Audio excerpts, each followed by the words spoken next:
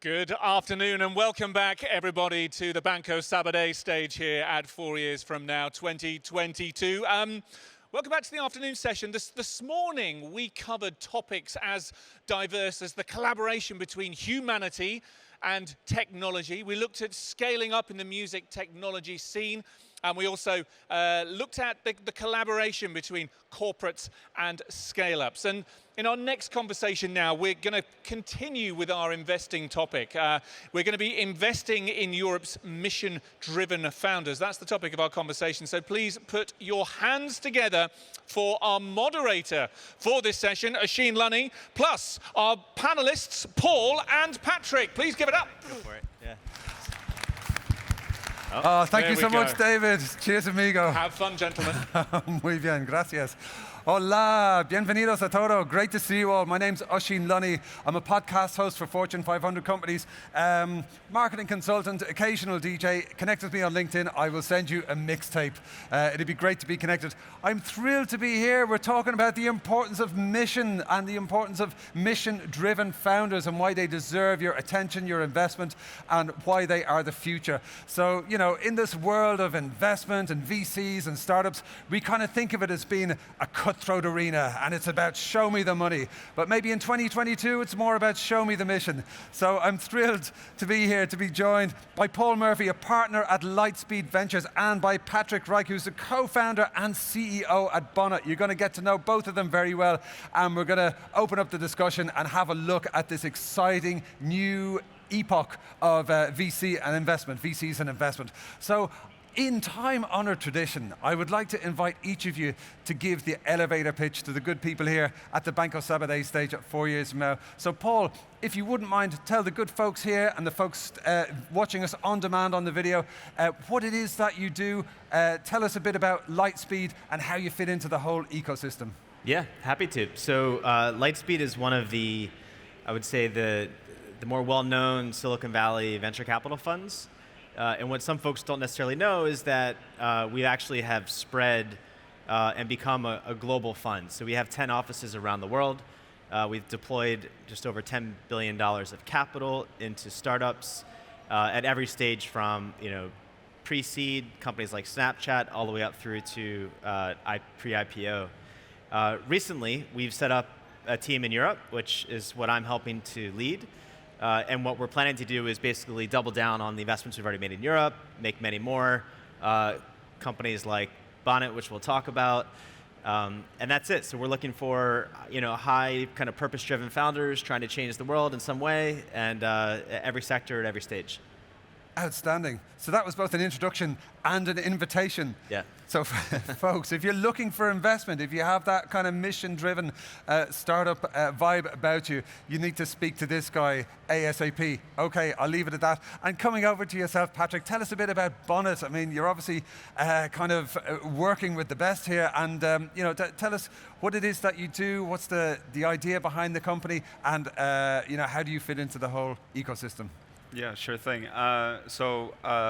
We, along with my co-founder, Elliot, founded Bonnet about 1.5 years ago. And Bonnet is an app that can be downloaded on your phone. It's available on the Play Store and the App Store. Essentially what it allows you to do is, if you have an electric vehicle, it is a completely hassle-free way and the most user-friendly way, as we always say, to charge your electric vehicle when you're not at home. It essentially aggregates all public charging infrastructure in one single place, which is the app on your phone. It standardizes pricing across all the different charge points, and the aim behind it is to make the charging experience, which today is very convoluted and complicated, as seamless as what you would have with a Tesla and the supercharging network that they provide. But it's applicable to all car brands and all chargers that are out there today. Wow, all car brands, all EV brands, all hybrid brands, all chargers. That is sensational. That's one of those ideas that I'm sure, Paul, when you heard it, you were like, this makes complete sense already. This is absolutely, fully formed and perfect. It's brilliant, yeah. Yeah, actually, the quick side note, the origin story for how we got connected is I was driving my electric vehicle in London, and I was complaining, ranting on Twitter at how difficult it was to find which app to use to charge. And so I complained. I got loads of responses, And then one of the responses was, hey, there's this company that just got started that's solving this problem. And so we thank Twitter for this introduction. Yeah. Oh my goodness, that is just wonderful. That's great. So folks, yeah, keep active on Twitter. Speaking of which, you're very welcome to take a photograph of us on stage, share it with the hashtag 4YFN22, spread the love, include some quotes from our great guests here. That is brilliant. Yeah, there's so much value in Twitter and networking, and this is what it's all about here 4 years from now. But, we're kind of looking at trends in the world of venture capitalism and VCs and investment.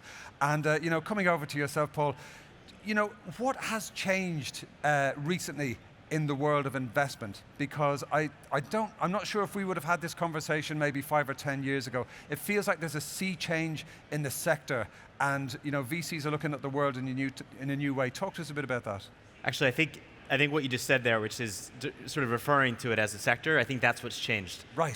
So I think the first kind of wave of tech startups and venture capital, they were all pretty much going after media, different versions of media. And I think now what's happened is, everything is fair game. We're not just investing in software companies that service banks, we're investing in banks. We're not investing in construction software companies, we're investing in companies that become property developers and food tech companies. And you have, a sort of $2 to $4 trillion media industry. It was kind of the original market that we'd go after. We're now looking at industries that are, $4 trillion for food, 10 trillion for construction, how big for fintech, it's massive. So I think that's the biggest thing is that the addressable market has gotten much, much bigger. And I think more specifically, there's been a lot of capital, in part driven by that large market, which has allowed companies that are really amazing to stay private longer. So now they don't need to go straight into the public markets when they're kind of $1 to $5 billion company. They can go stay private until they're a $50 billion company. And that's a big trend. It's got big implications. Overall, we think it's kind of good for founders and investors like us and our investors, but that's probably the biggest one. Right. So they actually kind of have to mature a bit more as an organization and kind of grow the proposition before they launch it into the public sphere. Is that what you're saying? Yeah, I think like the idea that you could kind of go into the public markets at a relatively small valuation and figure it out. I think that's gone away. You go into market and you're immediately competing with Fortune 500 companies as a maybe 5-10-year-old startup, and so the expectations are significantly higher, and we have to make sure that our companies are ready for that when they do enter. Yeah, indeed. And does this kind of lead on to the ethos of Lightspeed? You're very much focused on mission-driven founders and mission-driven startups and kind of helping these big ideas reach the world. Is this something that's always been part of your DNA, or is that kind of developed as the whole VC landscape has evolved? How does it overlap, and where did it come from? Yeah, quick kind of background. I was sitting in Patrick's sort of seat not too long ago. I was a founder. And I raised money from Lightspeed. I knew the fund, I knew the ethos, how they operated. What I didn't know, and it was only when I started looking into joining venture capital and becoming an investor, was that the majority of our LPs, people that invest in our funds, are mission-driven LPs. Right. So these are public pension funds, healthcare organizations, endowments. So they're people that invest with the expectation that we will be doing good when we kind of help build the next big successful tech companies. Yeah. So it's very core to our investors, therefore core to us, and it represents the founders that we ultimately end up backing. Absolutely. And why would you say that it is important to your LPs that there is that kind of sense of mission? You're investing in amazing companies like Bonnet. It's like, how would you kind of communicate an opportunity like Bonnet to your LPs, and why would it matter to them, in particular within the Lightspeed setup? It seems like very clear what you're doing. There's a real focus, and it is with companies like Bonnet. What does it mean to the LPs, and why is the focus there? Yeah, at the end of the day, we want to create great returns for our investors. Yeah. We think the way to do that today, when there is so much competition from startups, it's so difficult to attract and retain the best talent. Yes. People are competing for growth capital as they enter the markets, and ultimately competing for public capital when they go public. So we think that actually having mission-driven companies is fundamental to give yourself an advantage for all of those stages. If you're if you're competing with a different company for the best engineers, I would say things like salary are important, but they tend to be fairly hygiene factors. And I think what ultimately sells them is if they can get excited about the problem you're solving or the purpose that you sort of have in the world. Yeah, absolutely. So this isn't kind of like a nice few pages on the end of your annual report or your pitch deck or whatever. This is really sound business sense, because you are connecting with people's emotions, what they care about, their own mission as investors, as LPs, and the companies you invest in, like Bonnet, they have to reflect this, and this is a competitive advantage for Lightspeed. Totally, and it's also something that we look for when we invest as early as we did in the case of Patrick and Bonnet. We're looking for exceptional founders, and you can tell when Patrick and his co-founder came into the office and we were talking about the business. You can see it in their eyes that they want to solve this problem. Yeah. It's not that they're sort of reverse engineering a solution to create a nice big exit. They fundamentally believe in this problem and how to solve it. So, yeah, that's what we do our best to try to judge in the earliest stages. Fantastic. And speaking of which, Patrick, coming over to yourself now, if you don't mind me asking, how old are you? 25. 25? Yeah. Dude, that's amazing. That's absolutely outstanding. Congratulations for everything you're doing. I mean, I shudder to think what I was doing when I was 25. It definitely wasn't this. But, you're kind of in the world of automotive charging. It's massive. You're shaking up a huge global industry, and you're kind of dealing with a whole incumbent infrastructure, and you're making things better for the consumer, and it's just great. But what was your motivation for getting into this? What kind of fires you up, and what drove you to do this? Yeah, I mean, the main driver was I just fucking hate pollution. Realistically, I don't know. It was mainly from a selfish standpoint as well, where living in London, you go out for a run and then you just breathe in fumes. Yeah. Is one of those things. But then you look at how it affects everyone's lives everywhere, and it's, for me, it's probably the biggest problem that we have to solve today as a species. And so I was fortunate enough that I was already doing work within the sort of renewable energy field, and that just naturally then progressed into the electric vehicle field, where we are now building our product, hoping to, the number one mission is to just reduce pollution, to get as many people into green forms of transport as possible. For us, we chose the electric vehicle route, but there's plenty of great companies out there that are doing really cool things around green mobility, micro mobility, whatever it may be, as long as it doesn't pollute the environment is really what we stand for. So. Yeah, fantastic. I see exactly what you mean, Paul. It's like he's absolutely speaking, like he's living this. This is his mission above everything else. It's not kind of, it's not like a business plan plucked out of the air. There's a big mission, and this is a way to achieve it. That's brilliant. So, I mean, Patrick, staying with yourself, are there any things as a young founder that you do to kind of, keep yourself on track, keep your colleagues on track? Are there any kind of things you do with your personal routine? Because it's very impressive. And maybe there's some young founders here who are kind of looking for tips on how to kind of, keep a good momentum and a good mission. Yeah, I annoy people like Paul on a daily, weekly, monthly basis. Right. No, it's really, you find just a lot of people who are smarter than you, and then you just suck their sort of intelligence out of them piece by piece, so that you yourself grow as a founder. So yeah, I think the best advice is, and you really notice it as you go through it, is you as a founder, as a company, are as strong as the people who back you. And those are people like your clients, those are people like your investors, those are people like your partners, right? Your colleagues, employees, etc. And so I think, just surround yourself with the right people, and hopefully, if you have that as a talent, distinguishing which are the right people, which are not the right people, then that is the recipe to success that we currently employ and has worked well for us. Yeah, absolutely. Those are wise words, and I think it takes a certain amount of humility as a leader to kind of recognize that you want to get people who are smarter than you. You want to, seek counsel in them. You want to, brainstorm with them and be open to new ideas. And I think that's a mark of many a successful leader.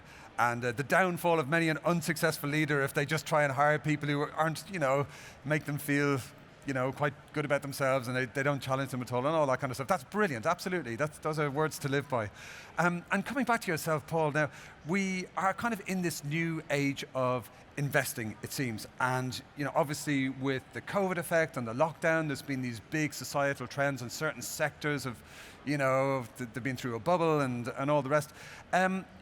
Do you think, in general, that valuations are a bit nuts sometimes? And what is your advice to the startups you're working with in terms of the valuation and where to pitch it? I mean, I don't know if there's a right or wrong answer, but what's the Lightspeed approach to mission versus valuation, if you like? Yeah, it's a tough one. I think that the reality is that for the reasons I mentioned earlier, the prize has gotten bigger. Yes. Right, on every dimension. And so it's not a surprise then that more capital comes in to sort of try to reap the benefits of that prize. And then as more capital comes in, you got competition, and it's ultimately, it's effectively, a marketplace of capital and startups. And so that is going to reach some equilibrium, and I think that that's been going up. Now the reality is, it has always gone up. Valuations have always gone up. Yeah. And over the past 2 years, our sort of technology broadly has accelerated. Adoption across the board for every industry of technology is accelerated. Yeah.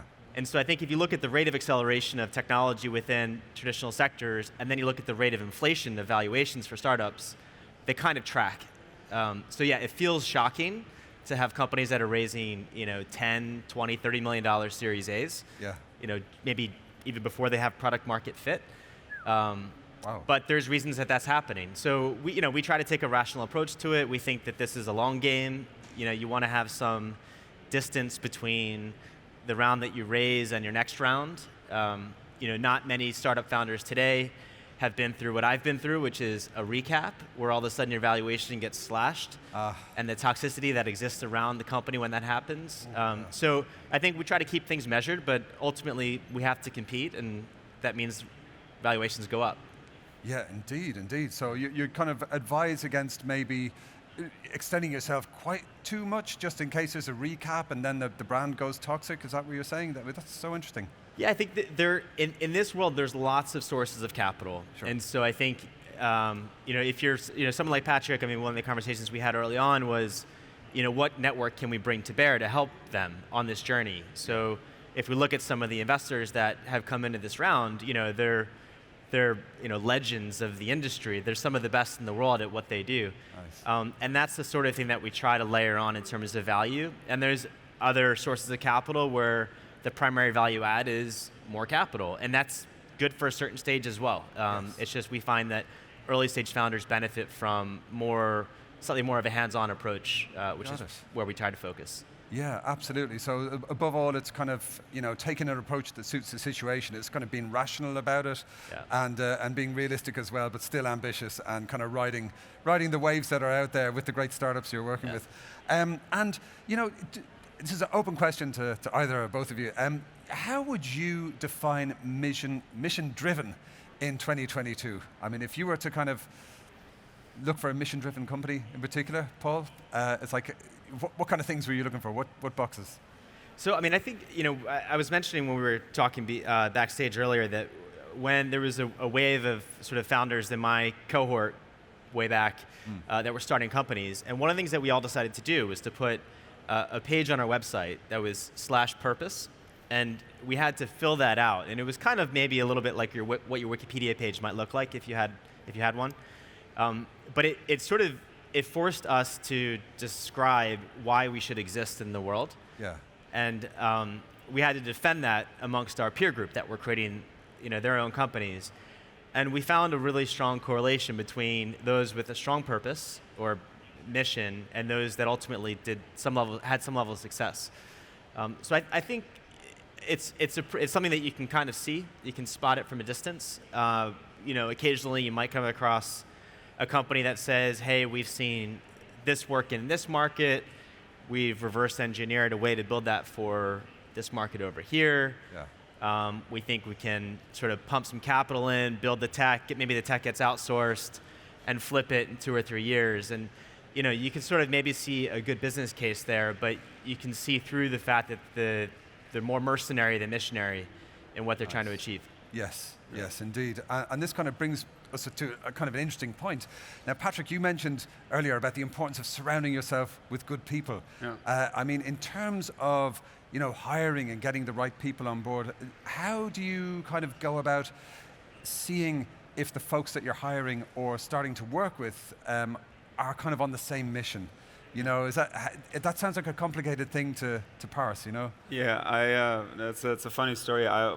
Before launching Bonnet, I equally applied to jobs, and every company would always ask the question, why our company, on the application form? Yeah. And I hated that question. I wouldn't understand why companies would put it. Yeah. And I'm sat here in interviews with candidates for positions that we have open, asking them why they want to join Bonnet, because you realize that it's not just a placeholder, but you really need to get the people that equally believe in that mission, because it has a trickle-down effect, right? When you grow from 5 to 10, 50, 500 people, it's too big to put your hands around, and so you need to ensure that the structure and the fundamentals are in place, and that everyone's on the same page, everyone's believing in the same mission and wants to get to the same place, which is very important. And it's probably what founders today would refer to as like cultural fit, and testing potential candidates for cultural fit.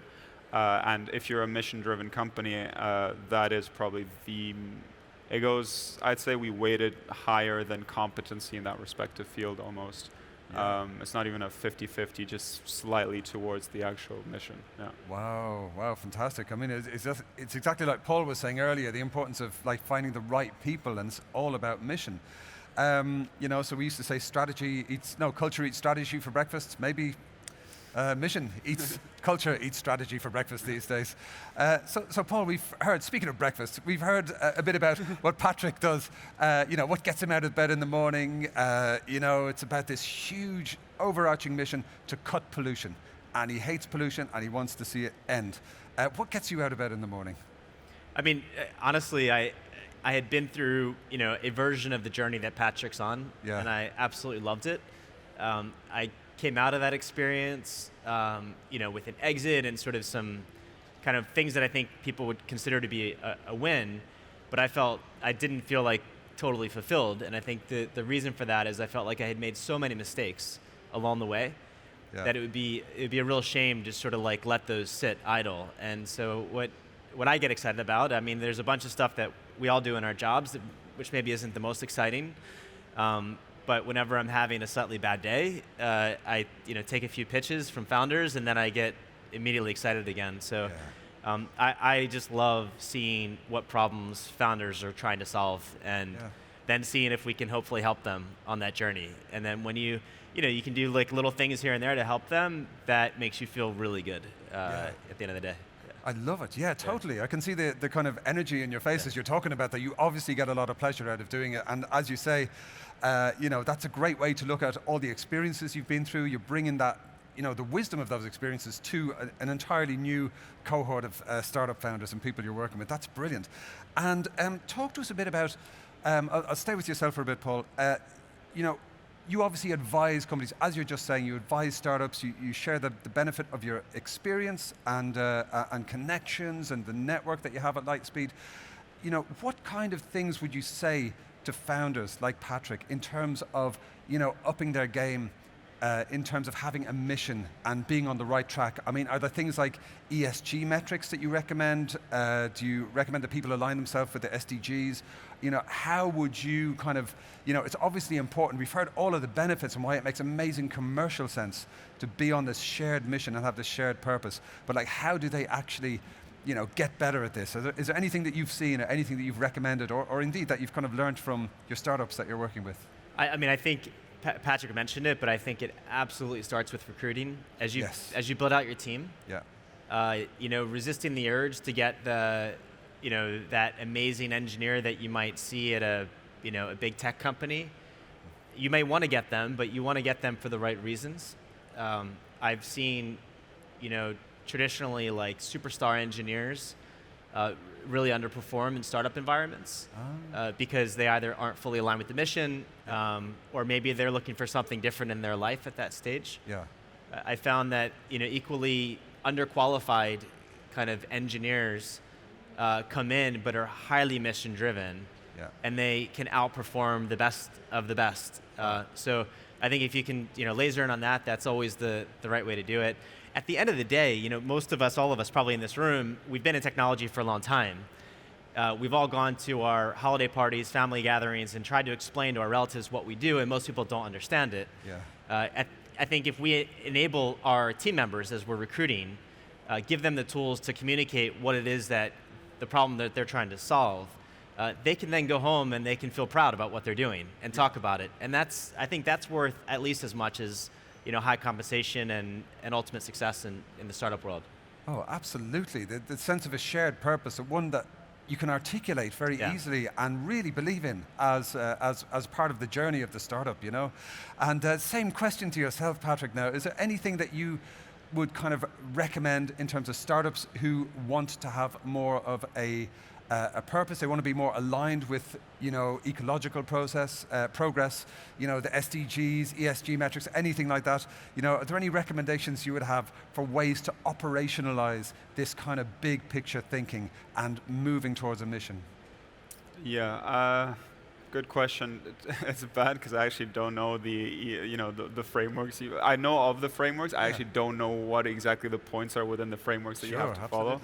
Yeah. So I can't actually vouch for them. But I do think that it's important, especially for startups that are small, agile, flexible, and can move quickly, and you don't need like thousands of rounds of board approvals for anything that you do, is really perhaps focus on something that is close to your heart in terms of mission. So rather than do a bit of everything and do it not poorly, but 20% of the way, if for some reason you are really passionate about plastic waste in oceans, I think maybe you make that a very specific case for your company, and it'd be great if it even ties in with what you produce as a company. We've seen a lot of startups do this today, and I think that's probably the best way of going about it, because otherwise you risk of it just appearing as a checkmark exercise for your company, rather than something that you hold sort of close to your heart. And that's, I think, the recipe to success is you have to sort of believe in the actual concept rather than just trying to, tick some boxes. Yeah, absolutely. Yeah, that's a very, very good point. I love that. And do you think, are there any things that the folks should be aware of in terms of like ecosystems they can interconnect with? Because it feels more and more like we are in a world of ecosystems and overlapping technology ecosystems. Are there kind of shared networks around, mission-driven founders and investment and that kind of thing? I mean, it seems like Lightspeed is that network very much, but what are some of the places that you'd recommend our audience kind of align themselves with or explore to be a part of this shift in terms of where the world is going? I mean, a big question there, open question. Terrible, I don't know an answer. No, I mean, I think that is one of the things that, we have 400 companies in our portfolio, around the world. That's, part of our marketing pitch is access to that network. Brilliant. But I do think, it's nice because the traditional tech hubs have become, in a good way, more fragmented. And it's more federated. And so I think you can now be pretty much anywhere in the world and tap into those communities. I mean, the amount of networks that I've joined since the start of the pandemic, I think has actually been, it's remarkable. So I think that there's more, you don't have to kind of go to Silicon Valley anymore. You don't have to go to New York or Barcelona or London. You can be wherever you are. And just tap into those networks. So they do exist if you look for them. Yeah, absolutely. And we're kind of coming up to time, so kind of the last question. I'm sure there's lots of people watching or in the audience here who will want to talk to both of you. And I know that you both have to run and catch a flight. So how can people get in touch with you, Paul? I'm pretty, as you know, I'm pretty engaged on Twitter. So if you want to find me, I'm Paul BZ or BZ on Twitter. Paul BZ on Twitter. And how about yourself, Patrick? LinkedIn, probably. I do have Twitter, but I don't use it that much. But LinkedIn, you can find me. My name is somewhere. Patrick Reich on LinkedIn, and just shoot me a message. Awesome. Okay, Patrick Reich on LinkedIn. And folks, please feel free to reach out to me on LinkedIn, and I'm Oisin Lunny on all the socials. Let's connect. I'll send you a mixtape. That was absolutely brilliant. How exciting. What exciting times for VC, exciting times for investment, exciting times for mission-driven founders. Thank you both for everything you're doing. You're making the world a better place, for real. And I thank you and I can't wait to see where we all are in 4 years from now. Ladies and gentlemen, please a big round of applause to Patrick Reich and Paul Murphy. Thank you.